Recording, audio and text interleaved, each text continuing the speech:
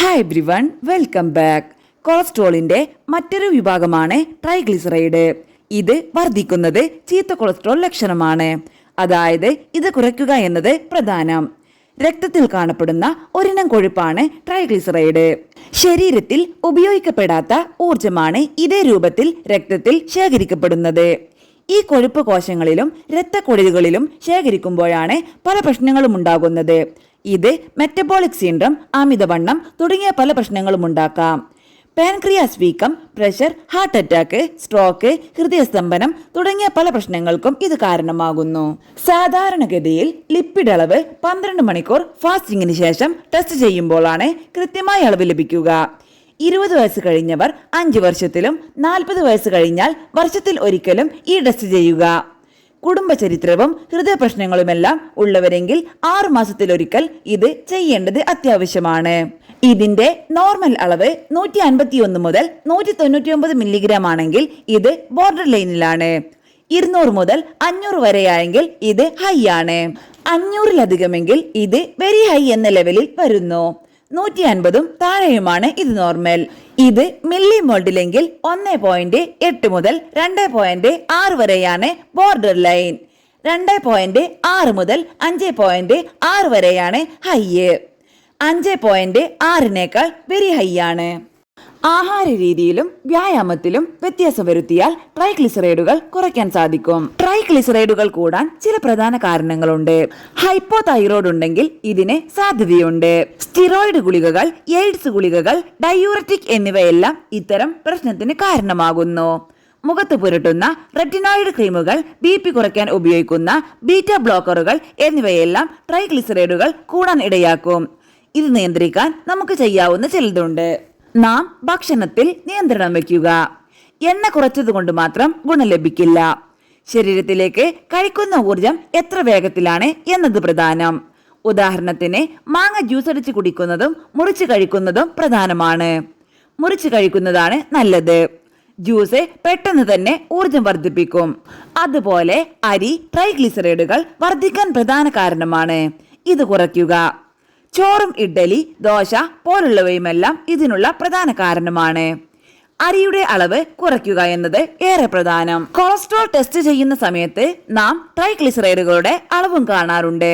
ഇത് വർദ്ധിക്കുന്നത് ചീത്ത കൊളസ്ട്രോൾ ലക്ഷണമാണ്. അതായത് ഇത് കുറയ്ക്കുക എന്നത് പ്രധാനം. രക്തത്തിൽ കാണപ്പെടുന്ന ഒരിനം കൊഴുപ്പാണ് ട്രൈഗ്ലിസറൈഡ്. ശരീരത്തിൽ ഉപയോഗിക്കപ്പെടാത്ത ഊർജമാണ് ഇതേ രൂപത്തിൽ രക്തത്തിൽ ശേഖരിക്കപ്പെടുന്നത്. ഈ കൊഴുപ്പ് കോശങ്ങളിലും രക്തക്കുഴലുകളിലും ശേഖരിക്കുമ്പോഴാണ് പല പ്രശ്നങ്ങളും ഉണ്ടാകുന്നത്. ഇത് മെറ്റബോളിക് സിൻഡ്രം, അമിതവണ്ണം തുടങ്ങിയ പല പ്രശ്നങ്ങളും ഉണ്ടാക്കാം.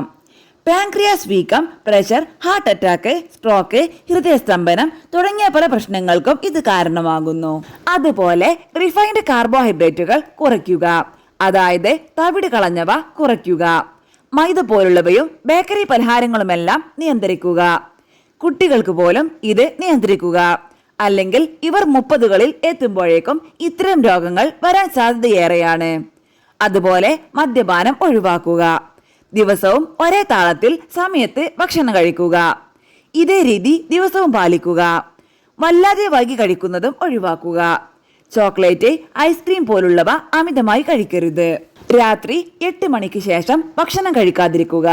ഇതിനു മുന്നേ തന്നെ കഴിക്കുക എന്നത് പ്രധാനമാണ്. അതുപോലെ കുറച്ച് മാത്രം കഴിക്കുക. ട്രാൻസ് ഫാറ്റും ഒഴിവാക്കുക. ഫ്രഞ്ച് ഫ്രൈ, കേക്ക്, ചിപ്സ് പോലുള്ളവ. സാച്ചുറേറ്റഡ് ഫാറ്റ് അടങ്ങിയ pork, mutton, beef, bakery, cake, ice cream എന്നിവയും ഒഴിവാക്കുക.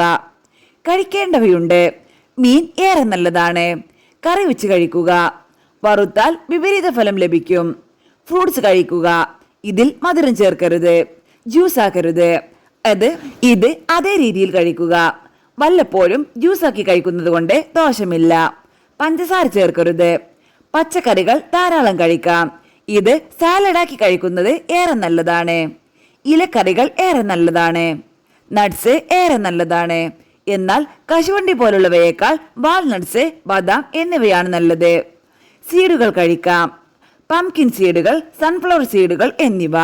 അതുപോലെ ഒലീവ് ഓയിലാണ് ഏറ്റവും നല്ലത്. ഇത് നല്ല കൊളസ്ട്രോൾ വർദ്ധിപ്പിക്കും. ട്രൈഗ്ലിസറൈഡുകൾ കുറയ്ക്കും. ഇത് സാലഡുകളിൽ ഒഴിക്കാം. ബാക്കി പാചകത്തിന് വെളിച്ചെണ്ണ ഉപയോഗിക്കാം. ചീര, ലെറ്റ്യൂസ് എന്നിവയെല്ലാം നല്ലതാണ്. ഒമേഗ 3 ഫാറ്റി ആസിഡ് സപ്ലിമെന്റുകൾ നല്ലതാണ്. നാരുകൾ അടങ്ങിയവ കഴിക്കാം. ദിവസവും ഇലക്കറികൾ കഴിച്ചാൽ അത്ര നല്ലതാണ്. ആഴ്ചയിൽ 3-4 ദിവസമെങ്കിലും ഇത് കഴിക്കുന്നത് നല്ലതാണ്. ആരോഗ്യകരമായ ഫാറ്റ് കഴിക്കുക. അവക്കാഡോ, നട്ട്സ്, ചിക്കൻ തൊലി കളഞ്ഞത്, കറി വെച്ചത് നല്ലതാണ്. ഓട്സ്, റാഗി എന്നിവയും നല്ലതാണ്. ഓട്സ് കാച്ചി കഴിച്ചാൽ ഗുണമില്ല. ഇത് ഉപ്പുമാവായോ പുട്ടായോ കഴിക്കാം. ഇത് പതിയെ ദഹിക്കാൻ സഹായിക്കുന്നു. അരി തവിടോടെയുള്ളത് കഴിക്കുക. ധാരാളം വെള്ളം കുടിക്കുക. അതുപോലെ നല്ലതുപോലെ വ്യായാമം ചെയ്യുക.